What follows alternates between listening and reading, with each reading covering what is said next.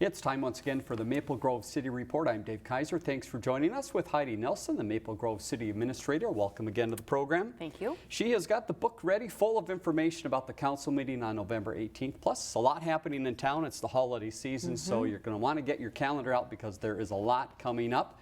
There was a work session that happened before the meeting on the 18th. We want to talk about that for a minute because it's a project people are hearing about. It's called Project 100. Give us a little background, what was discussed at the work session and what are some next steps? Yeah, so this was Ryan Companies. They came in to visit with the council. Their intention is to submit a concept plan for the roughly 100 acres that sits west of the hospital, north of Maple Grove Parkway there, kind of north of the Aldi and the medical office. Cambria Suites sits right there.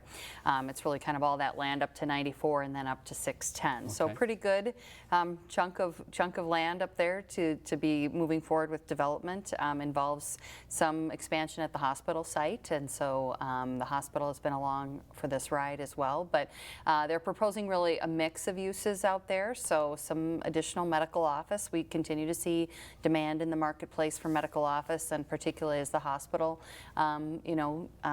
shifts and changes its services a bit. I think we'll continue to see that to complement what the hospital's doing.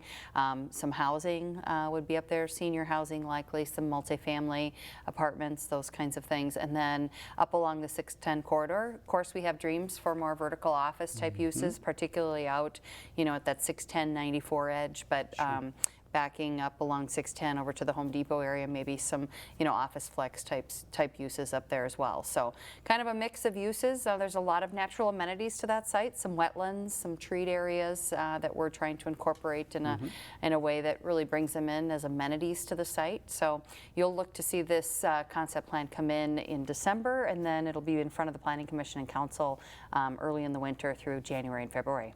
And as far as first work that would happen, it probably would be potentially a road. So tell us about that. That's kind of the first stage of the process. Yeah, so really constructing or completing, if you will, that ring road that goes north there from that Maple Grove Parkway intersection with Grove Drive by Aldi. The hotel kind of continues up through that field and then swings around back to the east and connects up behind Home Depot. So that's kind of probably the first piece of infrastructure that would get going, and some grading associated with that. Thinking the timing of that might be the spring. Still looking into that, but we'll see how things go through the process and what Ryan's able to commit to coming in the next construction season. And is it correct that this Project 100 area butts right up against the northwest development area that we've been talking about, that master planning area, or is there any gap in between? Is this kind of filling in that whole area? Yeah, no, it really comes up to 94. So the northwest planning area kind of picks up on the west side of 94 to our northwest border. Okay, very good. All right, well, stay tuned for more information as that project area comes to the council and we talk about it further. No items from the consent agenda on the meeting on the 18th that were brought apart by the council, so let's jump right into special business. And there was a couple of guests that were there to talk about Twin West Workforce Initiative. Joe Holgaboom obviously did some introducing, and this is something they've been working with in community development. But tell us a little bit about this project, where it's been and where it might be going. Yeah, so Mandy Jensen joined us from the Twin West Chamber to talk about their workforce initiative. We're partnering with the Chamber on this issue. I think, as we are out talking with businesses and Maple Grove's, this isn't an issue unique to Maple Grove, certainly, not unique in Minnesota even. So the issue of workforce availability, not only just sheer numbers of labor, but also how people are coming to those jobs in terms of training and preparation. So we have partnered with Twin West Chamber on their workforce initiative called Elevate Futures.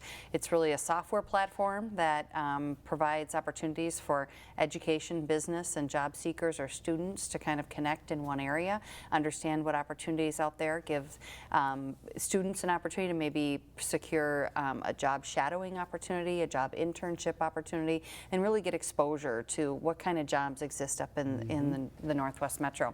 I think one of the important components is that it's really trying to open the door and shed some light on, maybe not everybody's destined for a 4-year college degree, and that there's really great jobs out there in the manufacturing and industry realm that don't really require that. Might require some technical education, so certainly Hennepin Tech and North Hennepin Community College are partners in this as well. So kind of an exciting project. It's getting kicked off here, and so just provided an update to the council about this. But information available on our website about the Elevate Futures program, and you can go and connect to that there.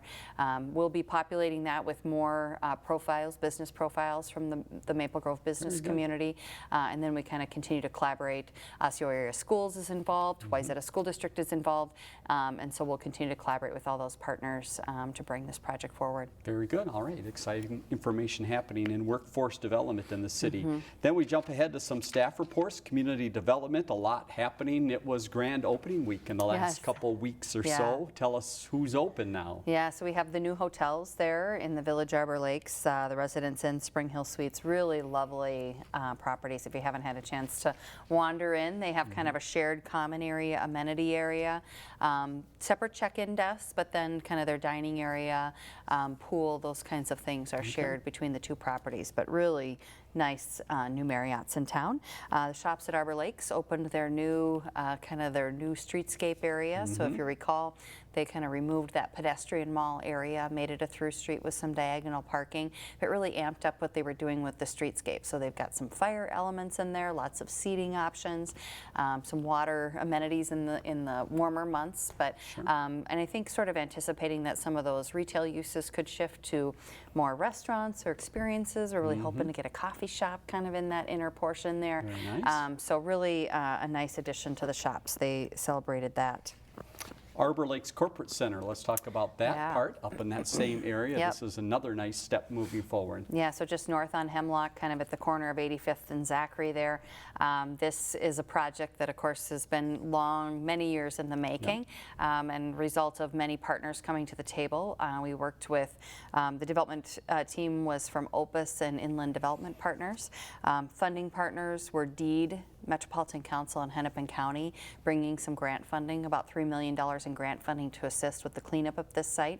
This is the old Osseo dump, if you recall that. And so there were about 26 feet of materials in there, some of them you know, more concerning than others. A lot of old tires and some construction materials, which are kind of easier to deal with. But over the course of last winter and then through the summer, the site got cleaned up. And so now if you've driven by, you'll see that the walls of that new building are starting to go vertical. And so this was kind of more ceremonial opportunity to thank all those funding partners and kind of the collaborative effort that was needed to get this project to bring it forward. So they're going to continue on the construction here through the winter, and we anticipate kind of a ribbon cutting probably in early summer, midsummer, and they are out marketing the property now to potential tenants, and they report that that market is pretty strong for them right now. So we're really excited that this project's moving forward. It's really nice as you drive north on Hemlock there and you get up towards the corner. I kind of really love how the elevation got set on that site. It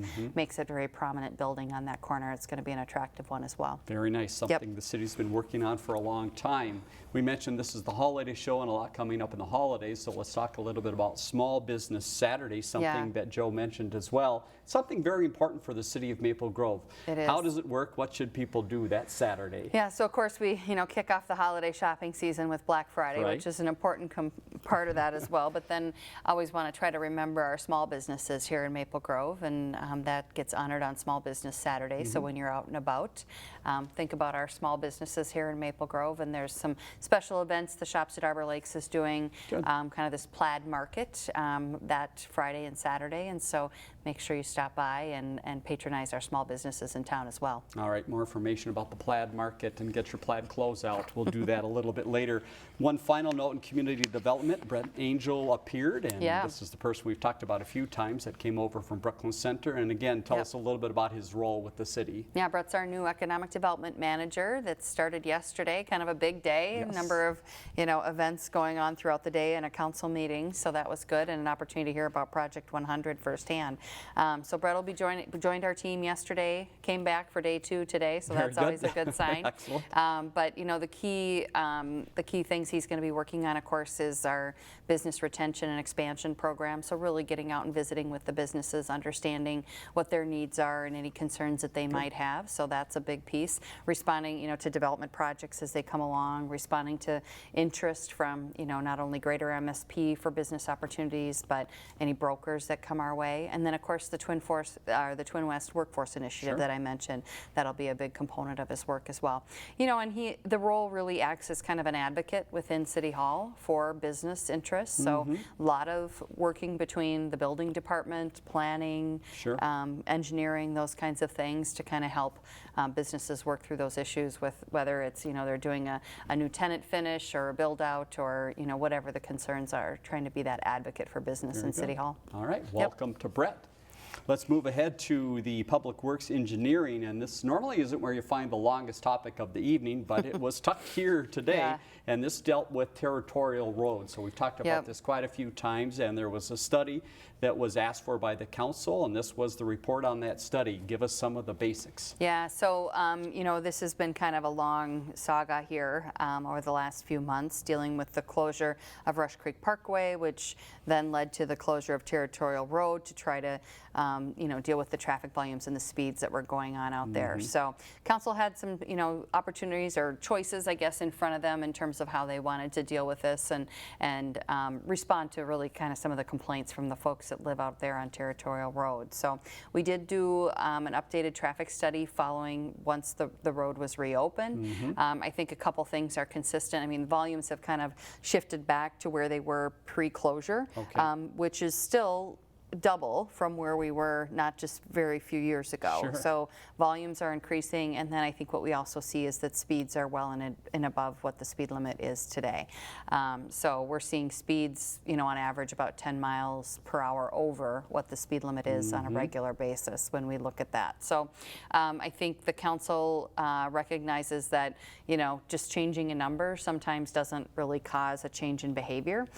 So we're looking to do some more enforcement out there. We had some discussion with the police chief this morning following on the meeting last night about getting some additional patrols out there, getting people to honor the speed limit. And then we'll take another look in the spring, I think, and see where those volumes are and kind of what the speeds are doing after doing some additional enforcement. The other piece was to continue to work with the City of Dayton and Hennepin County on looking at that improvement for the County Road 81 Territorial Road intersection, which really was kind of the pinch point of the issues this summer with the road closures up in Dayton is that, is an uncontrolled intersection getting onto 81. And that, as Maple Grove considered the provision of water to those subdivisions up in Dayton, that was one of the things that we was part of that agreement, was that Dayton would lead and work with Hennepin County to try to secure those improvements out at Territorial Road and County Road 81. So that's kind of an open item that has not yet been completed. So we will continue to work with Dayton and Hennepin County on those issues. I don't know where the map actually shows it, but is that intersection fully in Dayton? It is all in Dayton, okay. I wondered where the brown deer line was. It's kind of in the mix there, but that would be their intersection to deal with the county on. Okay, but obviously impacts a lot of people coming from the city of Maple Grove. It sure does. I mean, that that area up there, we're kind of interweaved a bit. So, but it, and much of the areas in Maple Grove, the traffic all kind of flows in through us, and so we're taking a lot of that, the impacts of that growth. Where transportation might not be caught up quite yet. All right, so a short-term solution here, and again, a study potentially in spring as well. And really, when you look at the full master planning for that area and the long-term development, it's still quite a few years until that would be developed. Is that correct? What is the time frame? Yeah, so really west of Fernbrook on Territorial Road. That area is targeted post-2030 in our comprehensive plan. The area east of Fernbrook, so that area was targeted for development in the near term. So a lot of existing property owners there, a myriad of property sizes, and some of them, have lived there for many, many years. Some of them are newer residents, and so, we don't have any active plans to pursue urbanization of that area for quite some time, and it very well could stay in that condition till 2030 when the comp plan has it designated for urbanization. Very good. All right, we'll keep an eye on that corner of town. A couple other items from Ken. 610 bond funding request. The march continues on to the session. Give us a little overview of what's happening now. Yeah, so on November 7th, the mayor and Ken and then a representative from the I-94 coalition, Steve Bott, he serves as the chair of that, were down and presented to the Commissioner of Minnesota Management and Budget. So this is another step in the process to keep those projects in line for next steps, which is the session beginning in February. Just that yesterday morning, we were down there presenting the range project, the MMB, to the MMB staff, so the North Metro Range Expansion Project. So good to have both of those presentations done. We've had both the House and the Senate bonding tours, and so this was another step in the process, and we'll now continue to work towards the session starting in February. Certainly no shortage of talk about those two projects and the importance to the city of Maple Grove. Final note from Ken was, most people from Maple Grove had been sitting in these lines for the past couple of weeks. It's the yard waste site, and it is closing soon. Tell us about that. So November 30th, the site will have its last day of operation, but I think, the milder weather over these last few weeks has allowed folks to get back out and maybe finish up what they thought they weren't going to get to do when the weather started to turn, and we started to see some snow, but it's gotten a little bit milder, so you have until November 30th to get those things dropped off over there. Very good. Let's talk city budget for a second and some of the impacts people might see and some of the dates that are coming up. Tax statement time? Yes, tax statements are out for 2020. So if you have questions, our assessing staff stands ready to respond to anything with regard to your property. With regard to the budget, our finance staff stands ready to respond to any of those. So you can give us a call up at the Government Center, but we will have our formal budget hearing at the December 2nd meeting. And then that sets the final budget and gets that information sent off to the county moving into 2020. Very good. And hopping ahead, one more council meeting past that, December 16th. Before that, going to be a work session. Another topic we've talked about, the community center. Tell us what might be happening that day. Yeah, we continue to work on the master planning process for the community center campus, and so providing another update to the council and the park board the evening of December 16th prior to that regular meeting. All right, so that puts a wrap on the meeting from the 18th. Again, just under an hour in length. Let's hop to some other things happening in the city. And again, with the holidays approaching, some reminders for people about what's going to be open and where you can take buses. Tell us about that. So city offices will be closed Thursday and Friday, November 28th and 29th in honor of the Thanksgiving holiday. And then we no Maple Grove Transit service on Thanksgiving Day, and then reduced transit service for Friday, November 29th. And those schedules are available on our website. Yeah, a lot of information available. Let's talk about job openings. Also something you can find on the website. You're looking for some people to fill positions. What positions? Yeah, so we have a building permit technician scheduler open, as well as an assessing technician. The building position's open through Friday, November 22nd. The assessing technician position is open through November 27th. So a few more days here on both of these, but great opportunities, kind of more entry-level positions, not necessarily needing exact city experience, but looking for people with good kind of administrative experience background, good customer service skills.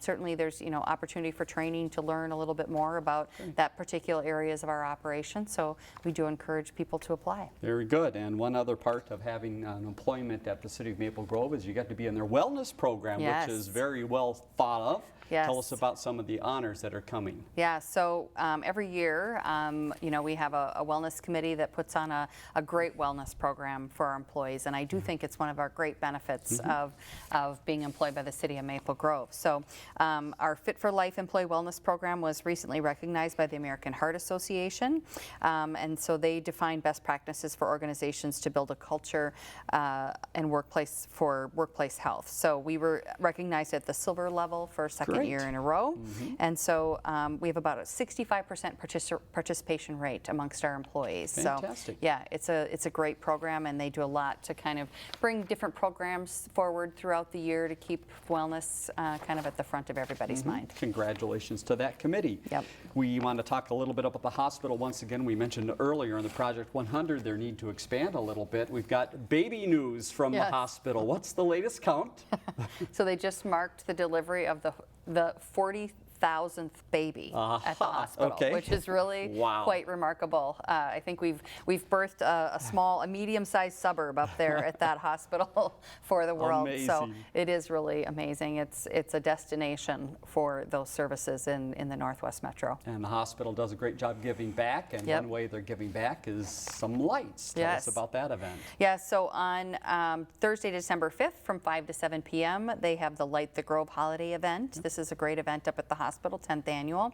So Santa will be there with his reindeer, the horse-drawn trolley ride, carolers, face painting. They've got good cookies and hot cocoa. I know I've been there in the Very past. good. So it's an outdoor, part of it, the event is outdoor, some of it's in the hospital lobby, and then it's open to the public and free. Great. Hope you can stop by. More community events coming up in just a minute, but let's talk about some happening at the community center. We've got the farmers market Yeah. with a special event. Yeah, so date change for this one. This is pre-Thanksgiving, so we're going to Tuesday, November 26th, 3 to 6 p.m. again. So a lot of the vendors will be there with special things for your Thanksgiving table. So Very good. come on out that Tuesday for that event. MapleGroveFarmersMarket.com to find out more about that. And then moving into December, the 5th and the 19th are the dates if you're looking ahead. If you like crafts, the community center also the place to be. Yep. When and where? So this is the Katie Beth Craft Show, 9 a.m. to 3 p.m. Okay. This is Saturday, November 30th, right after Thanksgiving. This is at the Maple Grove Community Center, and there's no admission fee for this one, so this is a free Wonderful. event as well.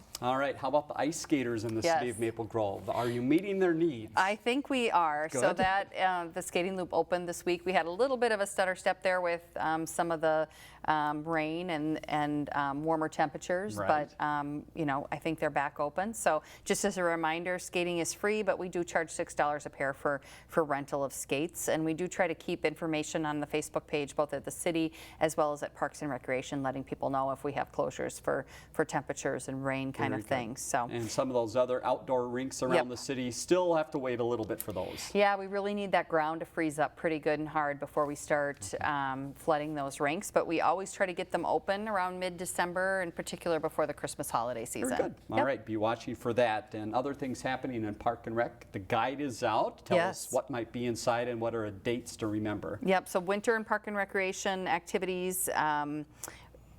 Dates, registration starts December 4th. December 4th. Okay. Yep, so all the different classes and things are available there, and more information about that available on our website, but you should have received that at your home. Very good. Be Yep. looking for that. Another great event that comes up each year is the Angel of Hope. Tell us Yes. about that event. Yeah, so Friday, December 6th at 7 p.m. up at the Maple Grove Arboretum. Candles are provided. Guests are invited to bring a white flower to place at the base of the statue. It's just kind of a nice, short, simple ceremony to honor those that we've lost in our lives, and it's always a nice kind of beginning to the holiday season as well. So there you have some of the holiday activities happening throughout the city and put on by the city. Let's talk about some on a broader scale happening in the community. Mistletoe and memories, Yeah. obviously something people look for this throughout the year. Tell us what this contains. Yep, so this is the holiday event guide. It's been Yep. mailed out to every household in Maple Grove. So really it goes from now kicking off, here in the middle of November through New Year's Eve. A lot of events and activities and highlights what's going on in the business community as well. All right, Heidi mentioned earlier, if you like plaid, we've got something for you. Tell us about the time to wear plaid. Yeah, so this is the Plaid Market and the Omni Brewing pop-up tap room. Okay. This is over at the shops at Arbor Lakes.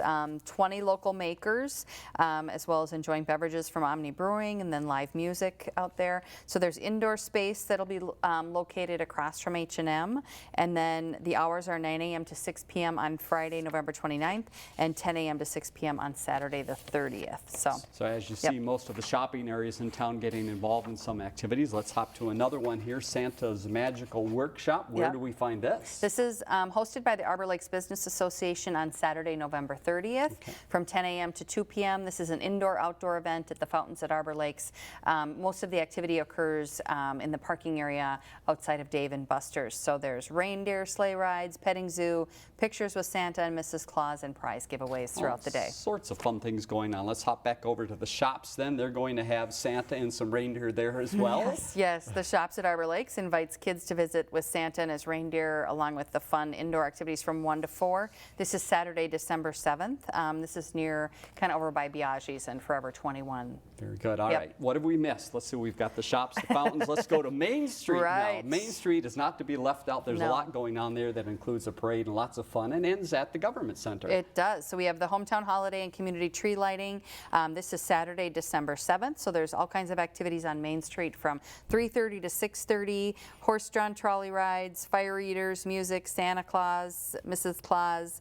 Parade starts at 5 p.m. Okay. up and down Main Street, and then it ends at the Government Center corner there with the big tree, and Santa will light up the tree for the holiday season. All right. That should fill up your activity list for the early part of December, so hope you can get out and enjoy. Heidi, thank you very much for the You're welcome. information, your time again. Let's leave you with the next council meeting date. As we mentioned, it is Monday, December 2nd, 7:30 at the Government Center. Website in the middle of the screen. Again, a lot of information there about some of the job openings and other activities happening in the city. Phone number at the bottom. And again, your response line, 533-1710. Questions or comments about the program, we would love to hear them from you. For Heidi Nelson, I'm Dave Kaiser. Thanks for joining us on the Maple Grove City Report.